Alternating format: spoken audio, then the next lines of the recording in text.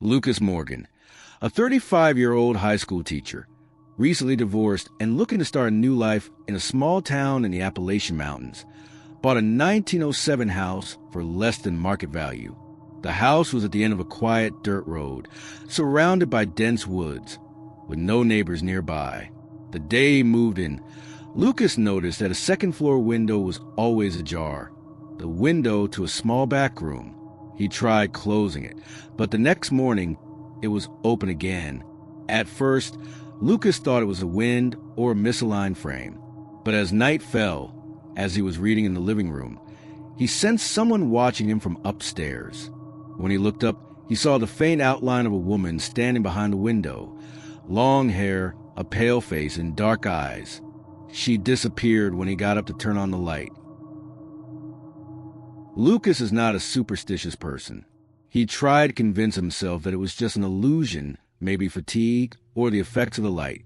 But a few days later, when he was cleaning out the attic to make a study, he discovered an old wooden chest. Inside were some antiques, a faded lace nightgown, an ivory comb, a cracked hand mirror, and a leather notebook. He opened it and saw strange, crooked, and blurred handwriting. "Tonight, she looked at me through the mirror again. She told me not to leave the room. I don't want to live here anymore, but they won't let me leave." The last page only says, "That window should never have been open." Lucas felt a chill run down his spine. He searched the register for a name, finally finding a faded signature, Amelia Hawthorne, and a date, 1947. Then, in the quiet of the night, Lucas heard something on the second floor, light footsteps, like someone walking barefoot on an old wooden floor. After the footsteps at night, Lucas couldn't sleep. He took out the old mirror from the chest, curious about the diary entry that mentioned looking through the mirror. The small mirror, the glass surface speckled with black spots due to time, reflected a distorted image. When Lucas looked at himself, he suddenly saw not only the shadow of the wall behind him, but also a figure passing by. He turned back, no one. In the following days, Lucas often felt someone standing behind him, especially when looking in the mirror or walking past a glass door. The third time, he was startled and dropped the mirror on the floor, but it did not break. The mirror at that time did not reflect the living room, but the second floor room, with its dim light and the silhouette of a woman in white pajamas looking out the window. Lucas slammed the mirror shut, placed it in the chest, and locked it. Immediately after, he heard an echo, "I'm still here," a woman's voice, hoarse, small and cold as the winter wind. After the strange phenomena, Lucas decided to go to the second floor during the day to check the room with the window slightly open. The door to the room was locked from the outside with an old-fashioned lock. He used a screwdriver and pried it open. Inside was a small, dusty bedroom with an antique iron bed, a dressing table, and thin white curtains in front of the window. What chilled Lucas was that everything looked as if it had been used.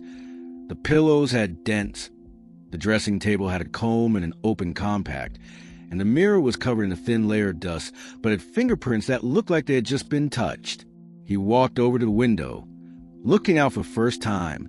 It felt like someone had been standing there for decades, silently watching the world outside. Lucas pulled the curtains aside and saw himself reflected in the glass, standing next to a woman in white pajamas, her face obscured. He turned back. There was no one. Then the wind picked up, even though the doors were closed, causing the door to slam behind him and lock. Lucas is locked up.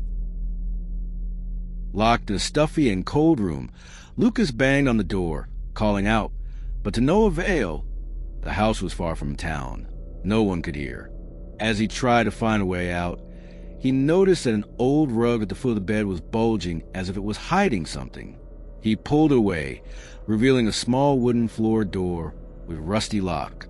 With force and panic, he pried it open. A cold, damp air rose from below.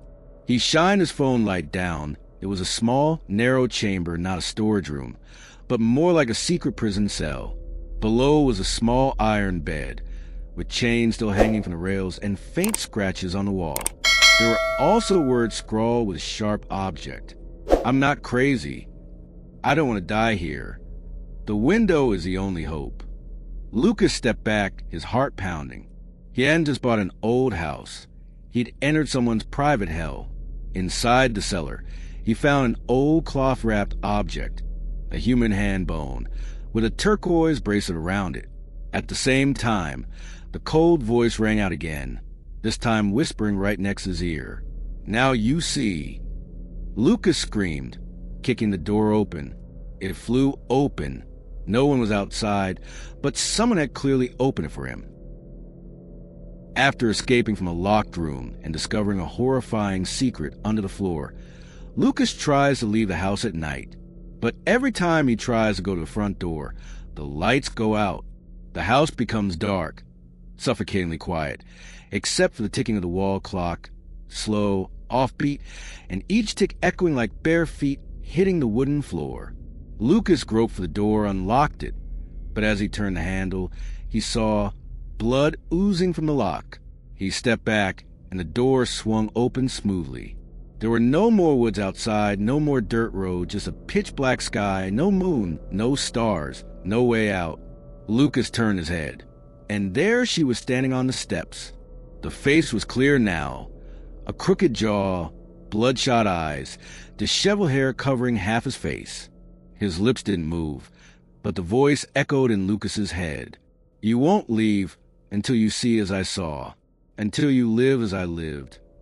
At that moment, Lucas felt the air in the room shrink, the light disappear, and the image around him change.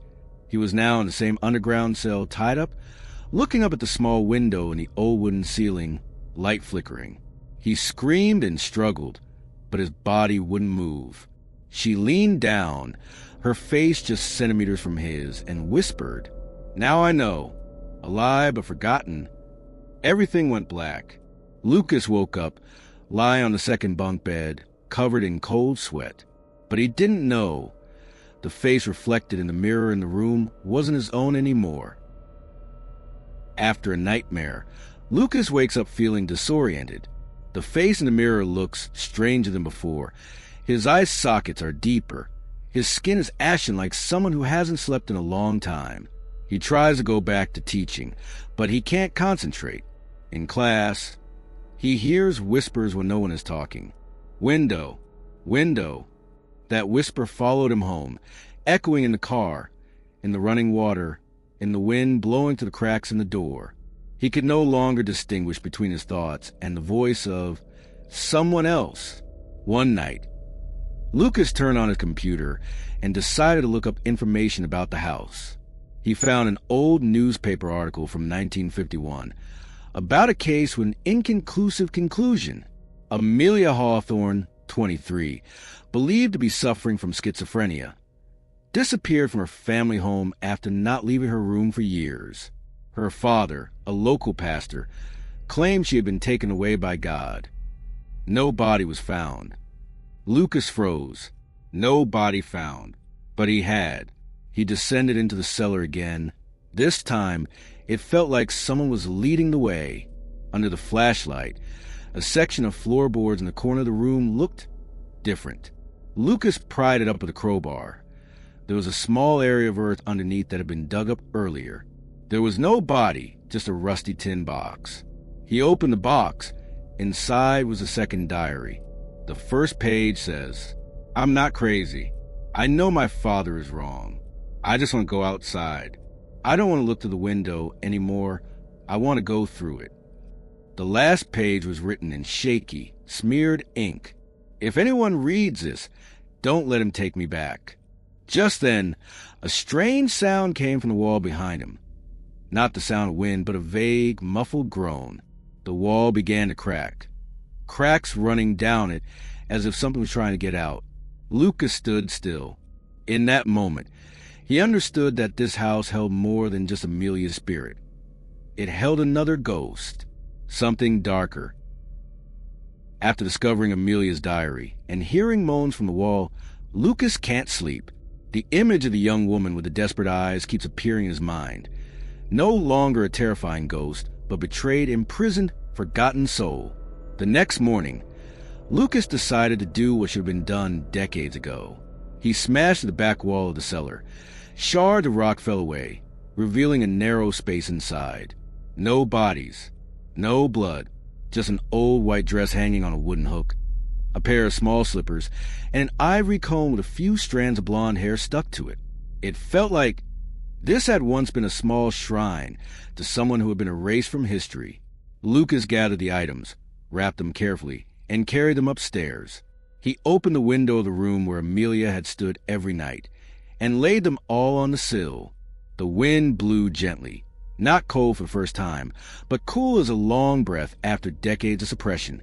A sudden gust of wind blew through the room, causing the white curtains to flutter. The windows shook violently, then shattered. Lucas fell back. For a moment, he saw Amelia standing on the other side of the glass, blurred in the morning light. But this time, her face was no longer contorted. She smiled soft, free, then dissolved into light. From that moment on, the house no longer had whispers. The mirrors no longer reflected strange images. Lucas cleaned up the old room, turning it into a place to work and read, keeping only the window frame, now with new glass, as a memory. Occasionally, in the late afternoon, when the sun slanted through the window, he would still see a shadow pass by, but he no longer felt afraid. Only gratitude remains.